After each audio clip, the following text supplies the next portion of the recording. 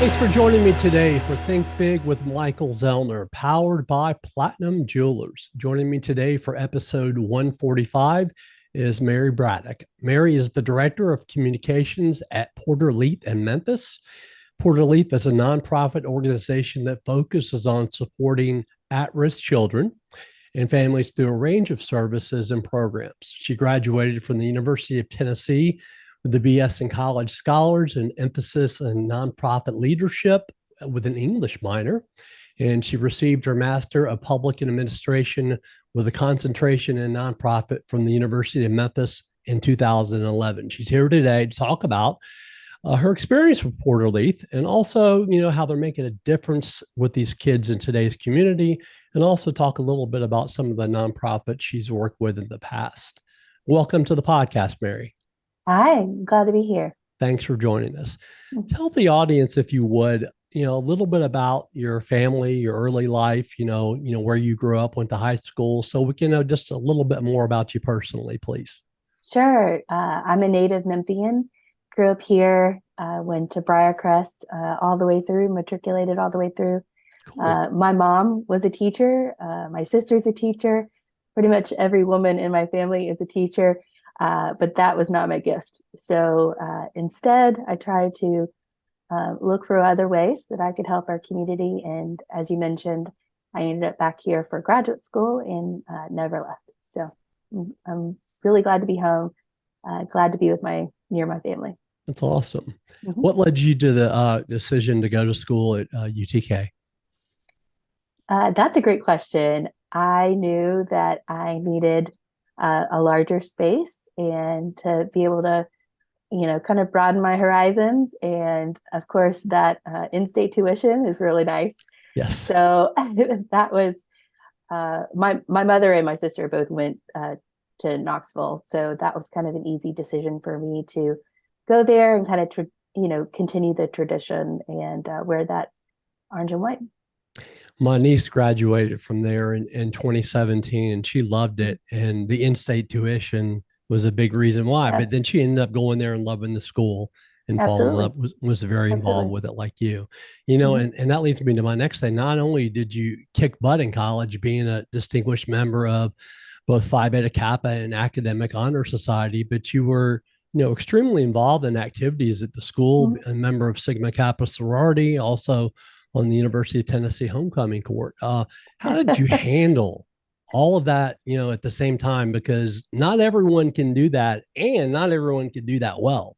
Well, you did your research on this, and that's so kind of you to mention. I think UT is a really supportive environment for you to try a lot of different areas and kind of figure out where your niche is, where your strengths are. And so to have a supportive environment, I think is really important, to have the ability to, again, kind of, as you think big, right? Imagine what you could do and what you might be. So it really gave me the opportunity to try my hand at nonprofit, if you want to think of it that way. So a lot of the opportunities I had to serve obviously serve me well now in the job that I have. So, to have the supportive family, the supportive friends, I think allowed me the opportunity to really, again, think big about the activities I want to be involved with there. A lot of people, we talk about having support, but it is really important to have that support. I mean, people can do things on their own, but to have that support of family and true friends. People say, I have great, good friends and friends. I think in reality, we have friends and we have acquaintances. And then sometimes we have those lifelong friends too. But to have that support, and people encouraging you really does make a difference. I think really figuring out, who can you count on and who could you call on when you run into trouble. I'll never forget, I had a friend who's now has her doctorate in statistics, but at the time I was working on a project and really needed some help. It was a capstone project for the program I was in. And I really needed to find some statistical significance in the data and the work that I was doing. And I remember being able to call on her and really, use her strength And she was honored that I asked her, and I was honored that she was willing to help me. So, and she's still a lifelong friend. So again, finding those people who may have strengths that are very different than yours is really important, I think. Absolutely. And, just one thing I forgot to mention, you said you went to Briarcrest all the way through. Mm-hmm. I remember when Briarcrest was over, in the Shady Grove, Sweetbriar areas where it started, back when I was in high school at Ridgeway. Mm-hmm. Now it's like it's a campus. It's like a college campus out there. It's awesome. It is. It is. Yeah, they moved out there, I guess, when I was, I just gotten my driver's license. So my mom taught a different site than I did. I did have experience there on the campus that you're talking about early on. And, then they moved out to Eads at that Right. time. There was nothing developed around it. And you're really kind of out there. And now it's really sprung up as a great area for sure. It absolutely is. Um, as I mentioned, you've been involved in nonprofit before Porter-Leath, and that goes all the way back to being an intern with the Alzheimer's Association at, Mm-hmm. while you were at UT, the Eastern Tennessee chapter. And then as a grad assistant, with the Division of Public and Nonprofit Administration, when you were, getting your master's at Memphis. Tell Mm-hmm. us just a little bit about those experiences and how they help, shape your life and your future. That capstone project I just mentioned, it was really spurred on by the work that they were doing for the Alzheimer's Association. That was connected to some sorority philanthropy work that the Sigma Kappa does. And that was something that was personally really important to me in my family. So that was something that I was really attracted to and wanted to learn and wasn't afraid to kind of jump in and do whatever they needed to do. At that time, there wasn't a lot of development as far as social media and websites. No, that was a long time ago. Sure. And so it was easy for me to kind of have something to offer, but also had the opportunity to learn from people who had had a lot more experience than I'd had. And then, coming to the University of Memphis, again, that was many years ago, but they've really branched out. And at the time I went to school, there wasn't a nonprofit major, right? There was a little bit of service learning, but there wasn't a whole lot that focused on nonprofit. So the University of Memphis gave me the opportunity to study nonprofit as a concentration in my master's in public administration. And they created that institute right on the tail end of when I graduated. And so I got to be part of something that is still there and gives other students the opportunity to really kind of hone their skills for nonprofit work. There's obviously tons and tons of horrible diseases. And, I think that Alzheimer's and obviously having, dementia Mm-hmm. are two of the worst. And they're obviously horrible for the person going through it, but, they're not aware, most of the time. Mm-hmm. But for the families, I Right. can't even imagine. I've had friends that have had lost people to both of those, and some of them at a young age, Yeah.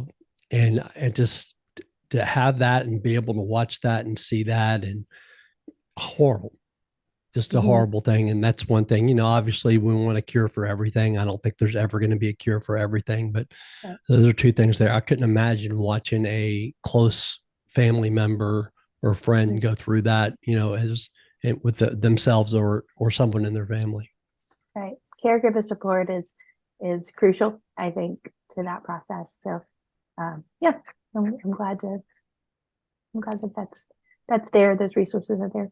Yeah, absolutely.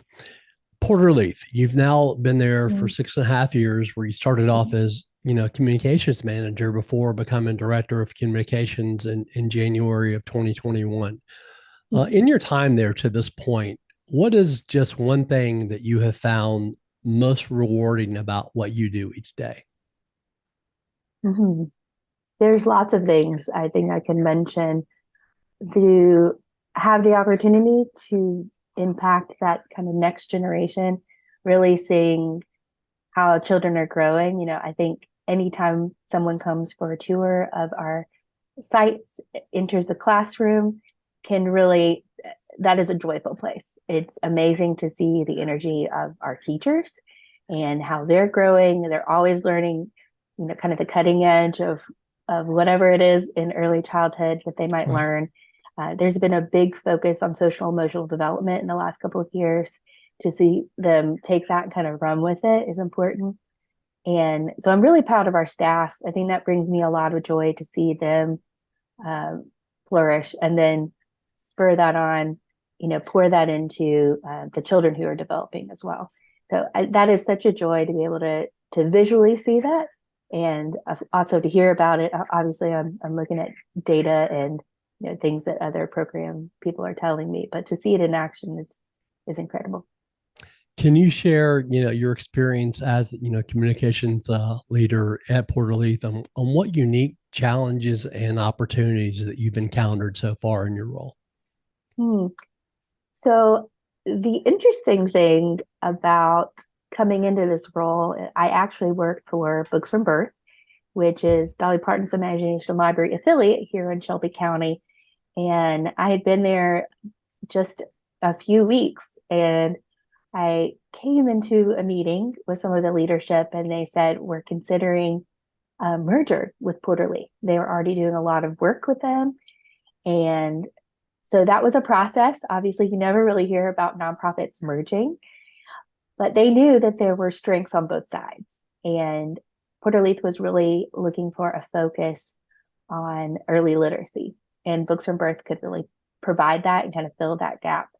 Again, they were kind of already working together, so it made sense to come in. They were all working on early childhood interventions and work there. So it became the sixth focus area. Now we have eight, but it became the sixth focus area, and that was really an opportunity for me to, go from a small shop to a larger organization that said several hundred staff members. And that was a challenge. That was something that, of course, there is a learning curve anytime you start a new job, to learn more about early childhood issues all around.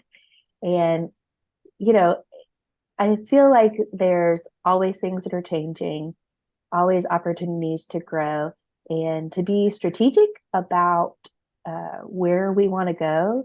I think our leadership has done a really great job of considering the opportunities that are out there. You can't do everything all the Right. time. There's never a way to serve, all the people who might need our services, but we do our best to fill that gap and serve Memphians. So to be strategic about the work that we want to do, I think Books for Birth is a great example. They knew that that was an opportunity to grow, but also something that they wanted to have a strength in leading. They wanted to have early literacy be a big part of children learning, because obviously, if you start reading early on, that's really going to impact not just your academic success, but really your emotional success, your connection with parents. So that ended up being a great connection and a great example of how the leadership here at Porter-Leath is very strategic and very thoughtful about the ways that the organization can grow. How did you and Porter-Leath adapt your communication strategies during COVID-19? And Mm. what lessons did you learn from that? Well, everything went virtual. So I quickly learned more about video, how to create video, how to edit video, how to do some short form and long form video. For a while there, we continued having services for virtual preschool, if you can imagine virtual preschool, Wow. right? It might not be the whole day, it may be a piece of the day that they created some packets that people could do at home with their, pod of people or their family. And really, it took both the teachers. They were in there teaching from home, teaching from a classroom, working together. We have two teachers in every classroom. So it really did take two to help work with parents and explain the technology, but also have someone that was really there leading the charge on the work that we did. So we filmed lessons here at one of our buildings. They did, you know, today this week the letter is E, the color is orange, and our shape is oval, right? And discussing that and giving an example and be able to film those things, I think gave me a better appreciation for the work that our teachers do and how much work that goes into creating those lessons, and also the way that they explain, the language that they use with children and their families to help the families be kind of their child's first teacher, right? And be Right. able to take it home, incorporate it into what they're doing. So COVID was an interesting time. We also opened our second early childhood academy in Fraser during that period of time. And that had been in the works for years and years. As you can imagine, there were some things that were obviously, materials wise for the actual building that put us, a little bit of a disadvantage there because logistics obviously were a huge Sure. part of COVID. So, that was interesting to watch. Eventually, we were able to open, and it was a beautiful thing to see that space, something really beautiful, kind of continue to sprout during COVID. We did a virtual grand opening, which was very different than the first academy that opened in 2017. And, it looked very different, but I think the message was the same. The services we were bringing was the same. Being able to, tell the public, hey, we're here, we're still working. We've got another beautiful space to offer to children and families. Are you shopping for a new watch, an engagement ring, any kind of jewelry at all? What's up, Memphis? This is Jaren Jackson Jr. from the Grizzlies, encouraging you all to shop where I shop, Platinum Jewelers here in Memphis. Platinum Jewelers has a big selection of earrings, stockable rings, luxury watches, necklaces, bracelets, really whenever you need. 9387 Poplar next to Fresh Market in Germantown. So if you need anything jewelry related, go to my spot, Platinum Jewelers. It's great. I'm glad that you guys were able to continue to do that because not having that structure for kids at any age, especially young kids, it's very difficult. So that I'm sure that really helped out a lot, especially with the at-risk youth. Yeah. One of the key areas of focus for Porter-Leath is the early childhood education that operates, several early childhood centers that provide really high quality educational experiences for young children. And I love that. And I believe, is it 11 preschools across Shelby County now, or is it gone up since then? Well, that's interesting. We have 6 buildings that we operate. So we have one in South Memphis, 2 in Fraser, one on our historic campus in Manassas, one in Orange Mound, that is our most recent early childhood academy that we built with U of M, and then one on American Way. So obviously we work with partner sites, Sure. but those are our main locations that we're able to have classrooms. How do you believe that having a place where people can go to that's close by, to the area they're in, that has effect on these kids and their development? Mm-hmm. Going back to our leadership, I can't talk about them obviously enough, but when they were thinking about where they were going to build these academies, and academies, I should say, offer not just space for children to learn, it offers space for community groups to meet, right? It's open to our community, but it also offers space for professional development for our teachers. And those spaces were highly needed, right? You never think about continuing education. Most of that is focused on, K through 12. And so there really wasn't anything for early childhood educators. So that's something a program that we've grown and that we've offered to early childhood educators across Shelby County. But going back, our leadership was very strategic when they were thinking about building these academies. Even our centers in general, they wanted to make sure it was, near a bus stop, that it was in an area that had, several young, children with young families, that it was a high area population for young children, and that, it was easy to get to. We wanted children to have access to high quality education, no matter what zip code they lived in. And so when they thought about where to place these, they considered a lot of options and spaces, and wanted to make sure it was easy access physically, but also to be able to find us and choose our services. Wonderful. Another amazing thing, that when I was doing my research is that you offer, family support services. Share with us a little more about that program that, I'm positive has had to have helped many families with, things like counseling and challenges they face. So every family that comes through Porter-Leath preschool, and I use preschool in kind of a broad area. We have preschool that's available to any family regardless of income. So that program that serves, kind of 2 to 5 years old. We have pre-K that is specifically for 4-year-olds and strategic zip codes, and then early Head Start, which is infant to 3 years old, and that's federally funded. All the families, regardless of how you get here, regardless of how you are able to be here, and as far as funding goes, are paired with family liaisons. And what those family liaisons do, and it's different for every family, okay? You're really getting and meeting these parents, meeting these families, the caregivers, and asking them to create some goals for their family. What does that look like? It could look like maybe they want to increase the opportunities to express early literacy in their home. What does that look like? Do you want to build a library? Do you want to be able to figure out a time that's easy for your family to sit down and read 20 minutes a day? But it could also be, I want to finish my high school diploma. I want to figure out better transportation or figure out how to get a better job. So our family liaisons are great at connecting those community resources with families. And they really go out of their way to ensure that those families have the resources that they need, but also the support to encourage them as they go forward and try to meet those goals. It's great to see the progress that families make. And,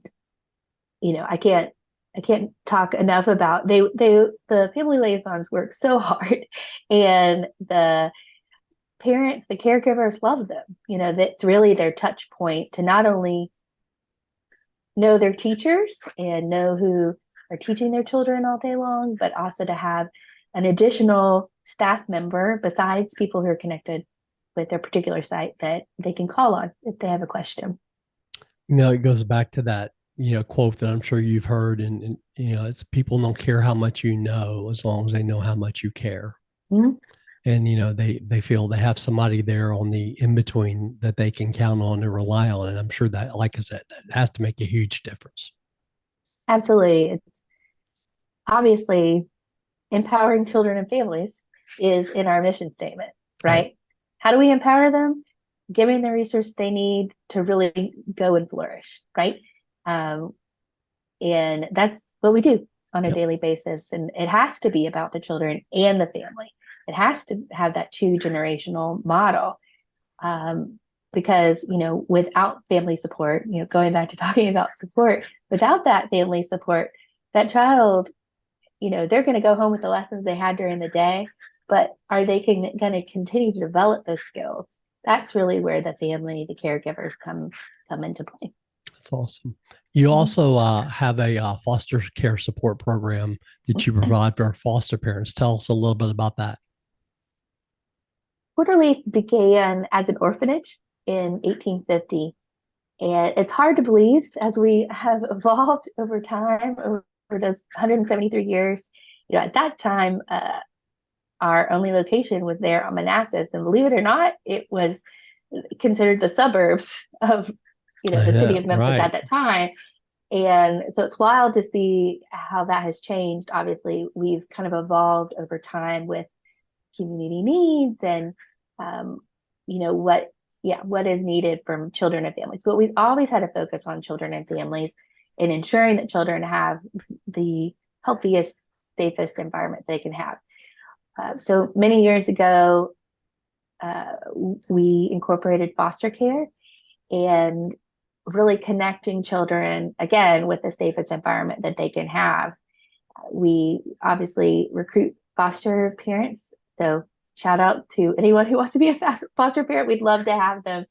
And, we give them the training.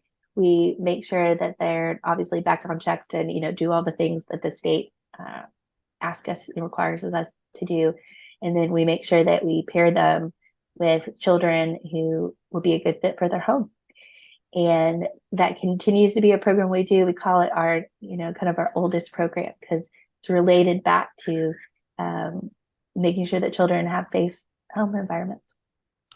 I believe the largest fundraiser that you guys have each year is the Raging Cajun Crawfish Festival. And back in 2019, you said, quote, "I think our largest count has been like 35,000 people who come down," unquote. And, from what I read, this fundraiser can bring in is, around $100,000, which is just awesomeness. I can tell you, I've had many, many friends over the years who love this event and go every year.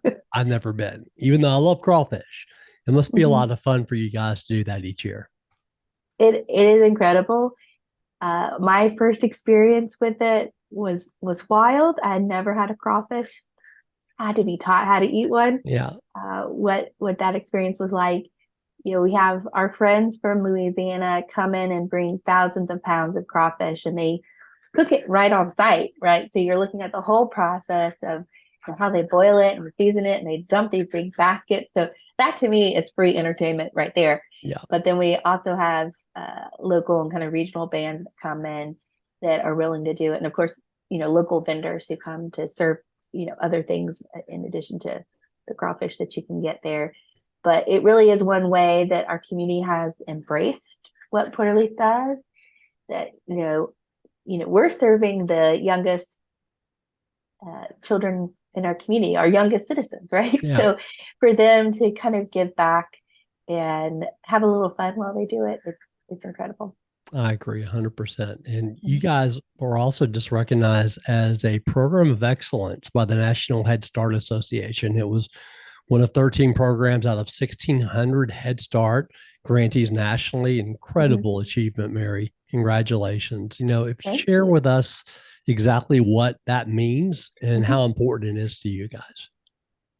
So the program of excellence is obviously a huge application process. They come and do a site visit. There are lots of different ways that they learn and kind of evaluate the program services that we do, the staff members that serve here, the leadership that is,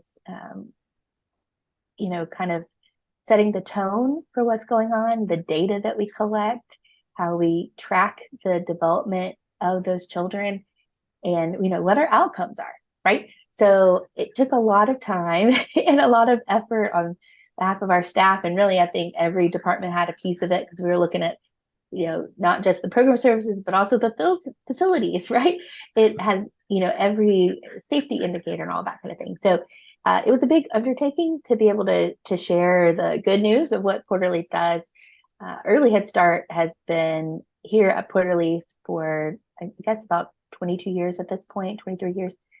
And, they've always had incredible service and incredible outcomes. So this was really the year that we could apply and, kind of show what we know. And it was a really big honor to be chosen. And I know that that is an incredible reflection on the staff that are involved in that work every day with, infants up to 3 years old. It's a tough challenge, but they're making, opportunities for those children to develop and grow and really thrive. So by the time they get to preschool, they can be exceptional academically. So there are 41 indicators that I won't go into detail about all of them. I kind of mentioned some of the things that they look at, but they're very thorough, and it was very exciting. Our staff was so excited about what that meant to them. I think anytime you're honored for your work and not just your, daily work that you see, but also kind of the longitudinal impact that it can have, is a real boost to, the people that do the work every day and that go in every day with a smile and who are willing to serve that way. Every year Porter-Leath, with the support of International Paper, collects toys for 2,000 preschool children for Christmas. And I believe you guys are right now, in smack dab in the middle of this.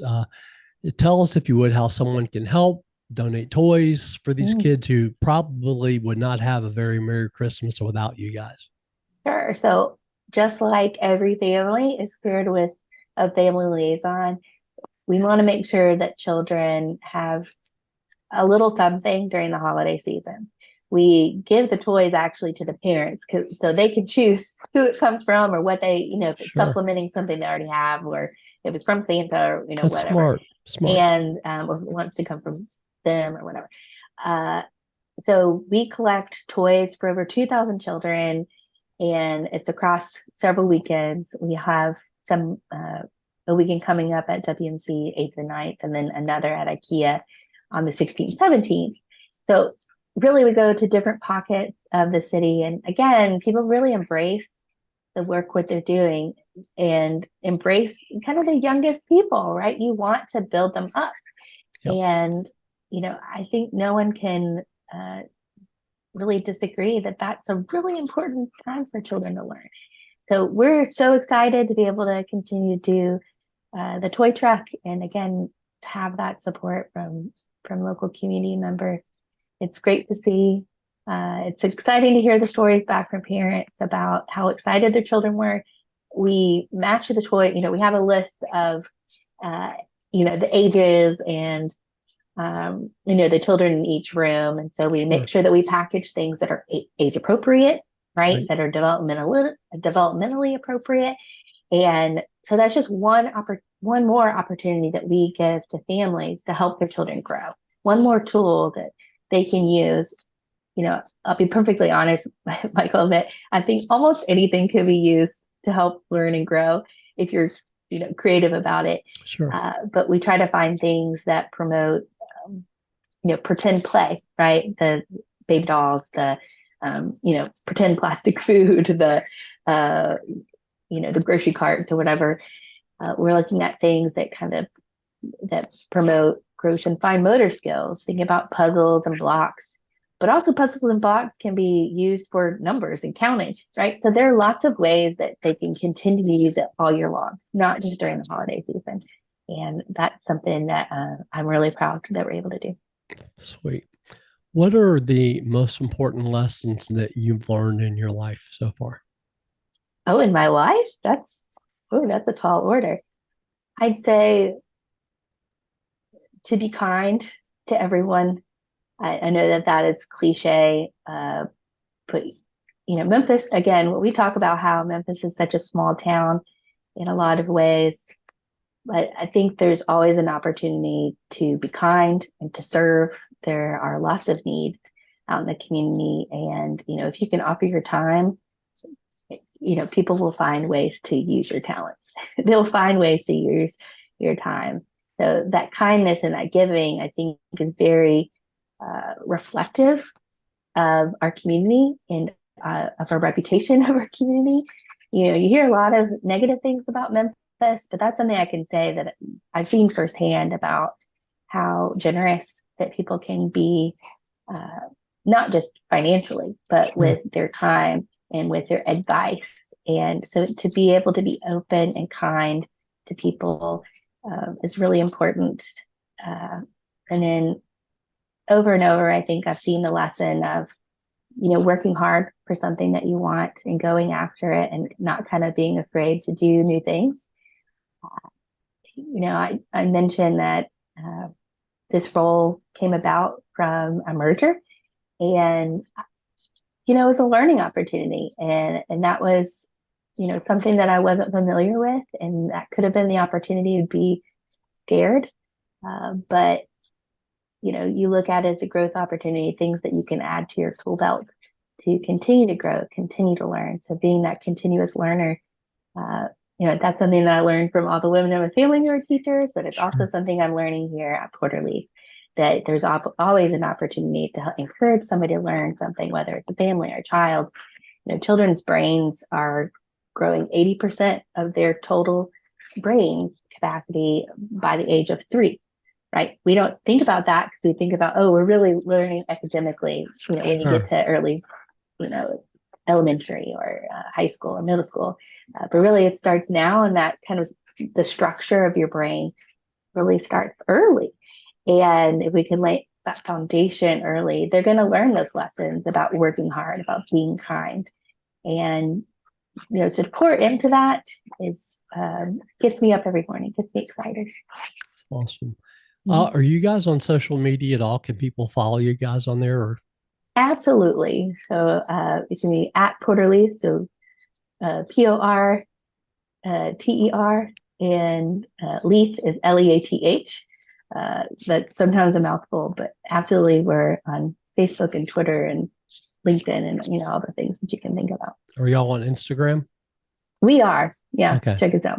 Awesome. So people can follow you. You can find you guys on there. And then you said coming up this weekend, did you say WMC? We're at WMC at 1960 Union Avenue. Will be right out front of the station. You'll see our truck because it's labeled, and it's big, it's bright. You'll see Santa's reindeer on the top, and you'll see a bunch of people out there on the side of the road. But drop on by.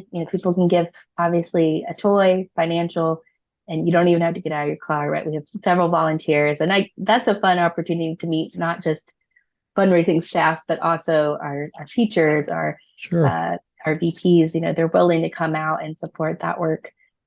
So again, that idea of support, it's not just us, it's kind of boots on the ground as well. Awesome. And then I think you said next weekend is at IKEA, which is out on Germantown Parkway, right at Interstate 40. If someone can't make it this weekend. I've really enjoyed hearing about Porter-Leath and, doing the research. What you guys do for the, community is awesome. You're making a difference in many kids' lives who, some of them, let's be honest, don't have a lot of great options. I've always said it starts at a young age, getting into the communities. And that's exactly what you guys are doing to help guide these kids, towards a positive future. And I really appreciate you coming on today and telling us all about you guys. It's been great. Thank you. So glad that we got to talk about it. Me too. Thanks again for coming on. You take care. You too.